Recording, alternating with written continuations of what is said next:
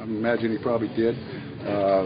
We didn't really talk about it at that time necessarily, but we stayed in touch once he retired, and I was in 2 or 3 different places. After I left the Giants, I went to the Saints and then to Green Bay, and we stayed in touch and communicated when he was in Miami and so forth, and even when he was the brief time he was in Tampa as a player, and then I think he did some broadcasting and had done a few things along that way, and we ran into each other. In fact, I think he was doing a Saint game when I was coaching for the Saints, and so we just maintained the relationship, and it kind of grew, and like I said, here we are. The reason why you left the team that just won the Super Bowl?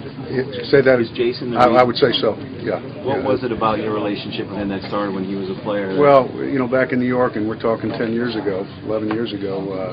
I always tell a story. I remember walking down in the meeting room where the offense met, and then the receivers and quarterbacks met. And it might be 7, 8 o'clock at night on a Wednesday, Thursday night, and Jason Garrett would be in there looking at tape, studying the game plan, preparing himself for if and when he had to play. And the rest of the team had been gone for several hours, quite honestly. And with guys in the building were the coaches and Jason Garrett. And I was just enormously impressed with his work ethic, his preparation, and his demeanor, the way he carried himself. He was always prepared. And I know when he played for the Cowboys in the stretch where he played a lot of games one particular season, they won most of those games, and just was really impressed with the job that he did at that time. And then, of course, after that he became a Giant, and we got to know each other pretty well, and kind of talked about, down the line, if it ever happened that we might have a chance to work together, that we'd like to do that, and the opportunity came, and here we are. This kind of seemed to jive on how we thought about things, and as we continue to get to know each other even after coaching with the Giants while he was playing, it just seemed like it was going to kind of be a natural thing if the opportunity ever came along, and then it did. Incorporate every idea that somebody thinks of, but it's great discussion, and this is, again, just it's an exciting opportunity. Coach, throughout the interview process, you had mentioned you guys were cut from the same cloth, and I know Jason's tried to preach his discipline, and you hear it about the Cowboys all the time, loaded with talent, no discipline. Mm-hmm. Is that something that he illustrated to you during the interview process, that was very important to him? No, not really, because, it was more kind of getting comfortable with everybody here, maybe more than it was interview process per se, if you know what I mean. And I think he was in the room with me for 4 years as a player when the quarterbacks and receivers met together, which was often.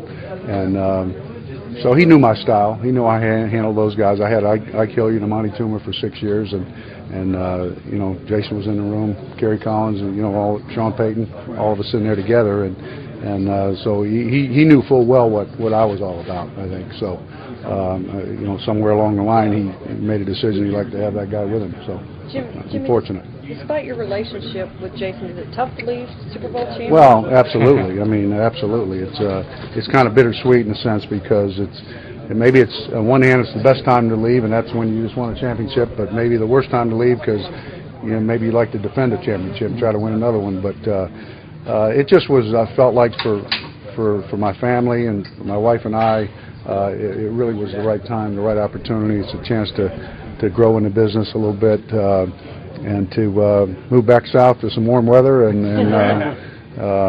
it was just right for us. We really felt like it was the right time and the right challenge, and we're very, very excited about it. What does the assistant head coach entail on top of wide receiver duty? That's probably a better question for Jason than it is for me, quite honestly. But I kind of view it as an opportunity to provide some ideas on different ways of doing things, maybe structurally. But again, as time goes by, I think it'll define itself a little better. But honestly, that's more. I think that's more for Jason really than it is for me. But I think it's as I said, after all these years of being in the league and different ways of doing things and different coaching influences and a lot of different head coaches, a lot of really great ones, and and really good people, and so I think it's, hey, you remember in New York when we did this, or hey, here's how we did this, and here's what we did on Saturday, and that type of thing. And Jason's very open to all those kind of things. Again, it's all discussion. It's not, hey, we're going to do this. It's, some we may, some we may not. But I think it's another voice, a guy that's been around a long time and has seen a lot of different, the good and the bad. I mean, I've been around somewhere, hey, we don't want to do it this way. Please don't do this, kind of thing. So just a veteran.